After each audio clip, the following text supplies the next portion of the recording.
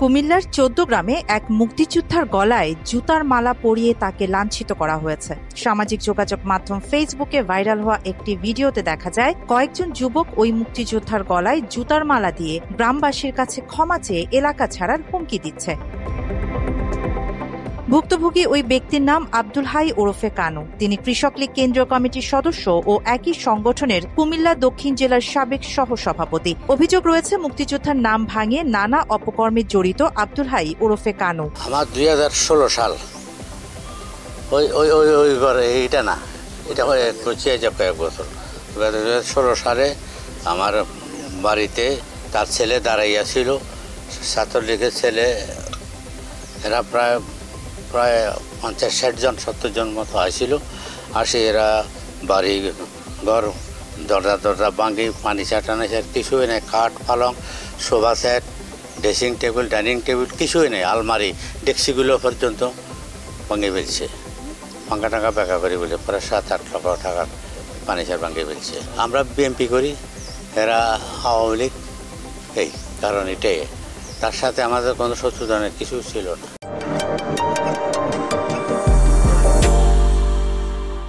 স্বৈরাচার হাসিনার দুঃশাসন আমলে আব্দুল হাই ওরফে কানু তার নিজ এলাকায় তৈরি করেছিলেন স্বঘোষিত শাসনের বলয়। স্থানীয়দের অভিযোগ, বিএনপি জামায়াত একখা দিয়ে বিগত সরকারের আমলে মানুষের বাড়িঘর ভাঙচুর ও লোপাটের নেতৃত্ব দিতেন কানু।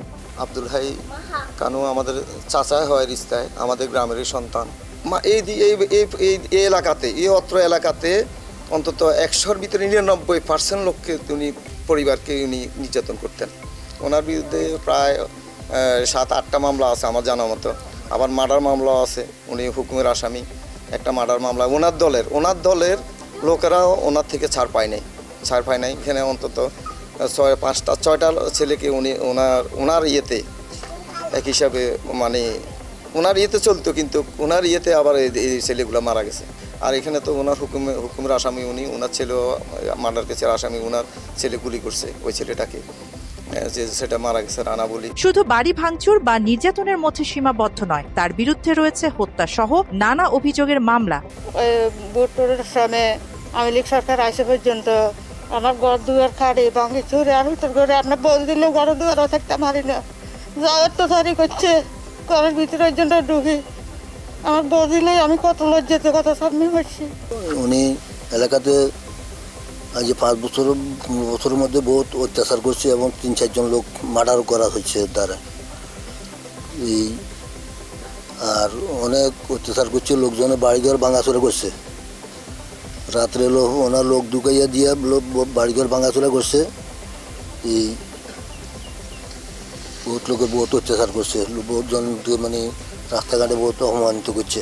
চৌদ্দগ্রাম উপজেলা জামায়াতের সেক্রেটারি বেলাল হোসেন জানান, কানুকে জুতার মালা পরানোর ঘটনার সাথে জামায়াতের কোনো নেতা জড়িত নয়। ঘটনার সাথে আসলে জামায়াতের কোনো সম্পর্ক বা সম্পৃক্ততা কোনোটাই নেই। এটা আমি মনে করি এটা এলাকার তাদের একটা পারিবারিক সামাজিক একটা বিচ্ছিন্ন ঘটনাকে আমি এভাবেই বলবো। এটা হলো তাদের একান্তই গ্রাম্য বিষয়, পারিবারিক সামাজিক বিষয়। এটার সাথে কোনো আসলে পলিটিক্যালি কোনো সম্পর্ক নেই। আব্দুল হাই ওরফে কানুকে জুতার মালা দেওয়ার ঘটনায় 5 জনকে আটক করেছে পুলিশ। তবে এ ঘটনায় পুলিশের পক্ষ থেকে কোনো বক্তব্য পাওয়া যায়নি। স্বৈরাচার শাসন আমলে কানু দ্বারা হত্যা ও নির্যাতনের শিকার হয়েছে বহু মানুষ। তার কৃতকর্মের জন্যই তাকে জুতার মালা পরতে হয়েছে, এমনটাই দাবি নির্যাতিত পরিবারগুলোর। ওনার কারণে, ওনার নির্দেশে অনেক কিছু হয়েছে। আমার ভাইয়েরা বাসায় থাকতে পারে নাই, কি এলাকাতেই থাকতে পারে নাই। আমার শ্বশুরের ঘরে মানে ওহিদ ভাইয়ের ঘরে বেশি ভাঙচুর করছে এবং মিন্টু ভাইয়ের ঘরে বেশি ভাঙচুর করছে। ওই বাড়িতে বেলালের বাড়ি, এর বাড়ি লই, মেম্বারের বাড়ি টাড়ি লই, এগুলো সব হামলা করছে।